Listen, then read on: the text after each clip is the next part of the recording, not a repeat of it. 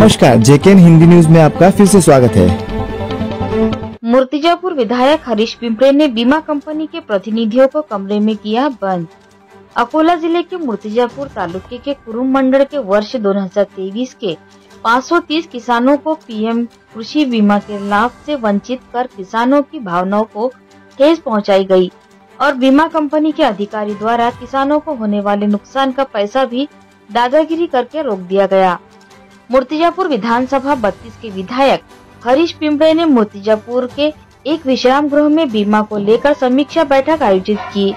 बीमा कंपनी के प्रतिनिधि से चर्चा करते हुए पूछा कि बीमा कंपनी के अधिकारियों ने किसानों के बीमा का पैसा क्यों नहीं जमा कराया गया।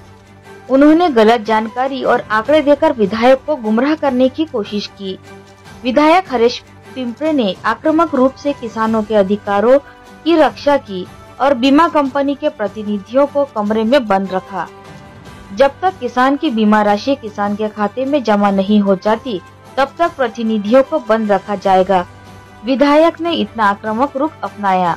इस समीक्षा बैठक में अकोला जिला कृषि अधीक्षक शंकर किरवे, तहसीलदार शिल्पा बोबड़े, तालुका कृषि अधिकारी गोरे और अधिकांश किसानों के साथ किसान प्रतिनिधि के रूप में राहुल राठी, भारतीय किसान संघ विदर्भ प्रांत के उपाध्यक्ष आनंद देवीदास बांगर, जनमंच मूर्तिजापुर के नेतृत्व में 500 से अधिक किसान शामिल हुए। हालांकि मूर्तिजापुर तालुके के कई किसानों ने वर्ष 2024 के लिए चुना और फलों के बागों को लेकर बीमा कंपनी से शिकायत की है, लेकिन कंपनी के अधिकारियों की अनदेखी के कारण किसानों को बीमा सब्सिडी राशि से वंचित होना पड़ रहा है। क्या राज्य के कृषि मंत्री एवं माणिकराव शिवाजीराव कोकाटे ध्यान देंगे? साथ ही किसानों का कहना है कि सरकार बीमा कंपनी के खिलाफ सख्त कार्रवाई करने में कमजोर हो रही है।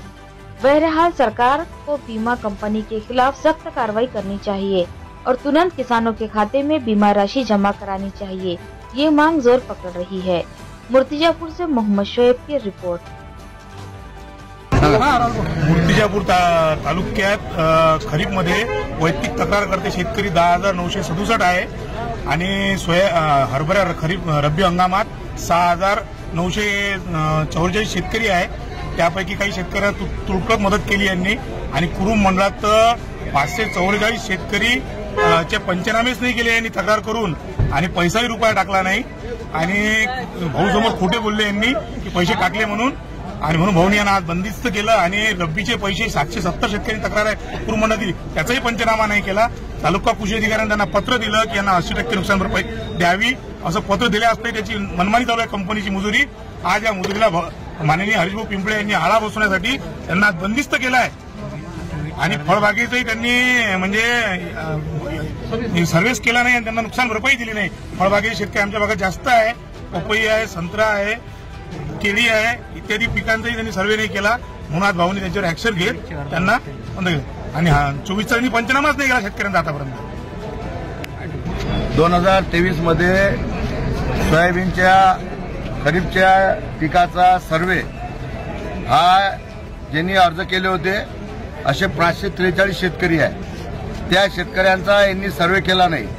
त्या संदर्भात कलेक्टर ऑफिसले 2 वेळा मीटिंग झाल्या, एक वेळा आपल्या रेस्ट हाऊसला झाली, एक वेळा पालकमंत्र्यांनी कृषी मंत्र्यांच्या दालनात मीटिंग झाली आणि त्यांनी सांगितलं होतं त्यांच्या वरिष्ठ अधिकाऱ्यांनी की हे 543 शेतकऱ्यांना 1 to 1 भेटून ते लोकप्रतिनिधी दिशाभूल करून राहिले, अधिकाऱ्यांची दिशाभूल करून राहिले आणि कास्तकारांना मूर्ख बनवून राहिले। हे काही घरून पैसे देऊन नाही राहिले।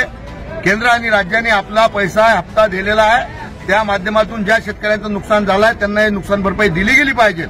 पण हे नुसतं कागदी घोडे नाचून मूर्ख बनवण्याचं काम करताय म्हणून आज यांना बंदिस्त केलाय। जिथपर्यंत या माझ्या मतदारसंघातले कुरुम मंडळाचे 543 शेतकऱ्यांचे 2023 चे सोयाबीनचे पैसे भेटत नाहीत तिथपर्यंत हे लोक बंदिस्त राहणार आहे। भारतीय जनता पार्टीचा विजय। ऐसी ही और खबरों से जुड़े रहने के लिए देखते रहिए जेकेएन हिंदी न्यूज। ऐसी ही और खबरों से जुड़े रहने के लिए देखते रहिए।